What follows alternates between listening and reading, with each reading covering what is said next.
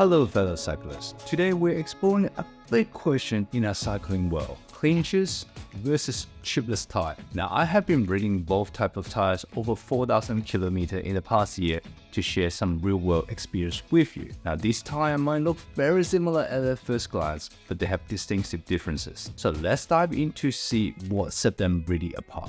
Alright, before we jump into the pros and cons, let's recap what a clincher setup is all about. A clincher setup has an inner chip that holds air between the rim and the tire. And most bikes you see for sale have a clincher set. These are the three main types of inner chip. First of all, the butyl, latex, and a TPU. Now the butyl is really tough, easy to fix and cheap.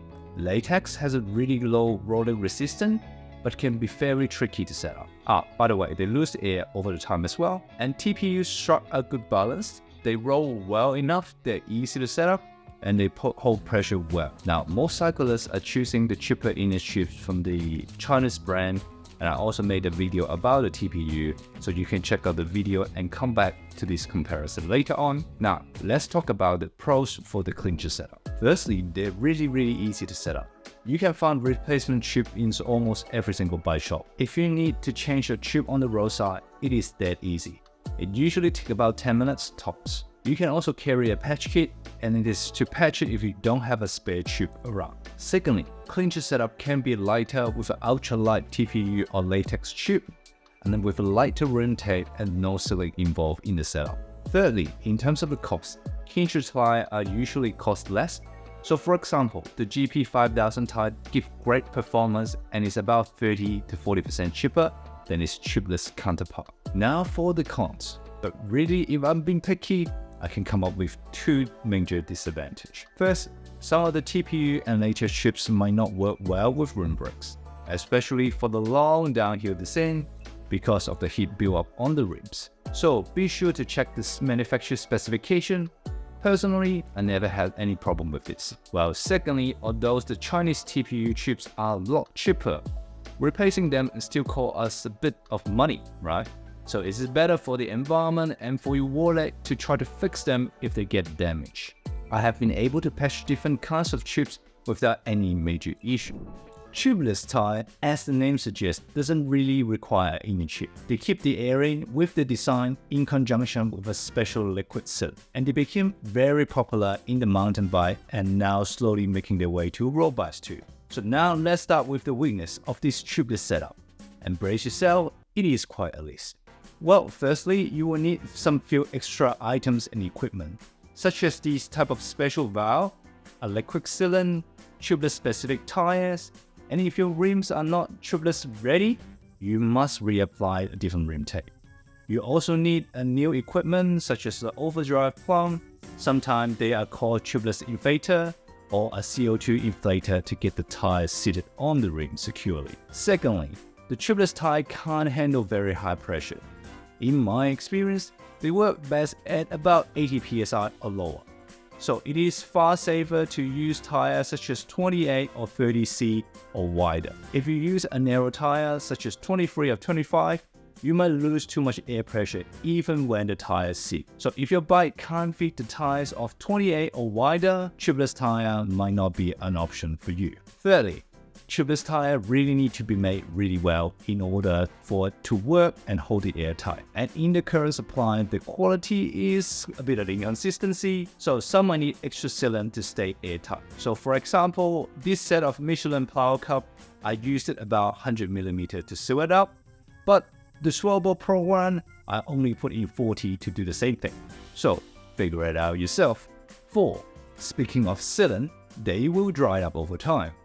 At least check them every 3 months, and it is very important and ensure you have enough sealant working for you when you eventually get a puncture. 4th, if the sealant doesn't work and you have to put an inner chip, that is really messy and you don't want to do it on the side of the road. Also, when the sealant is dry, it is really tough to clean. So if you have any remedy or any good tips and tricks to do it, help me to clean up the bike later, drop it in the comment. Lastly, when you transport your bike on a hot day, especially with the hookless rim, the tire can burst if the pressure build up inside your tire too hot. It is a big mess if it happened in your car trunk. Oh boy, this is not something that you want to spend hour and hour cleaning your car. Alright, enough of the cons. If these weaknesses doesn't scare you off, you are into the great benefit. The top benefit for me is the tubular tire can really seal up small puncture up to 4 and 5 millimeter without even noticing. It keeps me rolling through my rides even if it's not perfectly sealed. So, from personal experience, it survived many weekend cup rides, a stage tour, a double-centric epic ride without any major issue on the road, and I'm very impressed with that. Second benefit is the lower rolling resistance. The top 10 fastest rolling tires, they are all tubeless ready. I'll put a link to bicyclerollingresistance.com in the description for your reference. The third benefit is that tubeless help avoid pinch flats. I've done it twice in my clincher, unfortunately, as I forgot to check the pressure. And with tubeless, you don't need to worry about getting a flat from hitting a pothole or curbs. Alright, before we look at how you should choose between clincher and tubeless, quick thanks to our silent supporter. Hit the subscribe button if you haven't already, and to our sub, and huge thanks for helping our channel grow. Now, about the clincher, they are trusty all-rounder tire in the cycling world. Clincher are fantastic for everyday use, and you can leave them alone for years literally, and when you're ready to ride them, give them a quick check and a quick pump, about 10 minutes tops, you're ready to roll. This is also ideal for bike use for climbing, touring, or really long ride where you need to be self-supported. And they're very good at setup as a training or as a spin.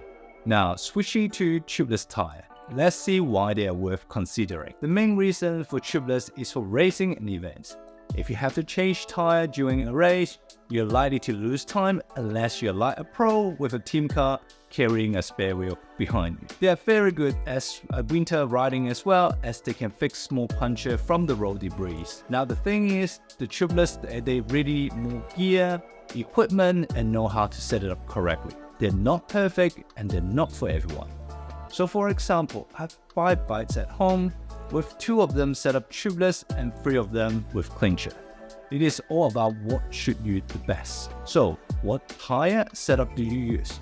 Share it in the comments. Let's talk about your experience and your preference. And remember to be kind to one another.